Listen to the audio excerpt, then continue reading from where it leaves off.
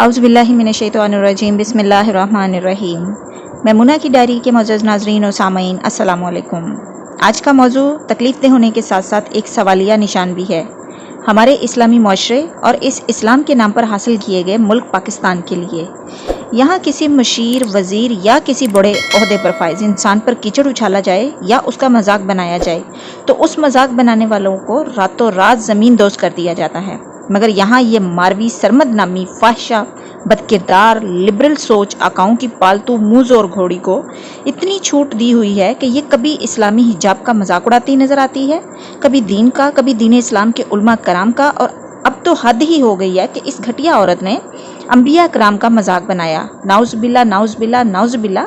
میں پوچھتی ہوں پیمرا سے، گورنمنٹ آف پاکستان یا ان اداروں سے، کیا تم سب اس عورت کے سامنے بے بس ہو کر اس کو اجازت کیوں دی جاتی ہے میڈیا پر آنے کی؟ اس کے اکاؤنٹس کو بلاک کیوں نہیں کیا جاتا؟ جبکہ بہت سارے ایسے اکاؤنٹس ہیں، فیس بک، ٹویٹرز وغیرہ، جہاں پر کوئی بھی اسلام دین سے متعلق کوئی بھی پوسٹ نہیں کرتے، اگر کرتے ہیں تو بلاک کر دیا جاتا ہے۔ اور اس آوارہ بدکردار اور لبرل کھیل کو کوئی پوچھنے والا نہیں۔ گورنمنٹ ایسی گھٹیا عورت کی آزادی کے نام پر بے حیائی پھیلانے کا مشن لے کر آنے پر کچھ نہیں کہتی۔ وہ پردے کا انتہائی بھونڈے اور برے انداز میں مذاق اڑاتی ہے، اسے کچھ نہیں کہا جاتا۔ وہ علماء کرام کو گالی گلوچ دیتی ہے، اسے کچھ نہیں کہا جاتا۔ جس کسی نے اسلام کا مذاق اڑایا یا دین کی یا انبیاء کرام کی نعوذ باللہ، نعوذ باللہ، بے حرمتی کی، یہ حرامی عورت ان لوگوں کی سپورٹ میں زور و شور سے میدان میں بھونکتی نظر آئی۔ کیا پیمرا اور پاکستانی ادارے اس عورت کو لگام ڈالنے میں ناکام نظر آتے ہیں، یا پھر یہ سمجھا جائے کہ وہ لوگ خود چاہتے ہیں کہ ایسی فتنہ پرست گھٹیا عورت اپنے گھٹیا کردار کی وجہ سے اپنے اکاؤنٹ کو خشک کرتی رہے؟ نہ ان کا کوئی اکاؤنٹ بلاک کیا جاتا ہے، نہ ان کو روکا جاتا ہے۔ یہاں پر منافقت کی حد نظر آتی ہے، مگر کیوں اس کا نہ تو کہیں کوئی جواب نظر آتا ہے اور نہ ہی رد عمل۔ یہ محترمہ ہر اس کام میں حصہ لیتی نظر آتی ہے جس سے اسلام کو نقصان پہنچے اور مسلمانوں کی دل آزاری ہو۔ اس گھٹیا عورت کا نام شازیہ ہے، مگر یہ خود کو ماروی سرمد کہلوا کر فخر محسوس کرتی ہے۔ اس کو تو عورت کہتے ہوئے بھی مجھے شرم محسوس ہوتی ہے۔ اس عورت نے جب بھی اپنا منہ کھولا تو ایسا لگا جیسے کسی گٹر کا ڈھکن کھول دیا ہو۔ ہمارا پاکستانی میڈیا جب بھی کسی عالم میں دین یا کسی حساس موضوع پر کسی کی بے عزتی کروانی ہو تو اس نحوست کی ماری خسروں والی شکل کو بٹھا دیتے ہیں۔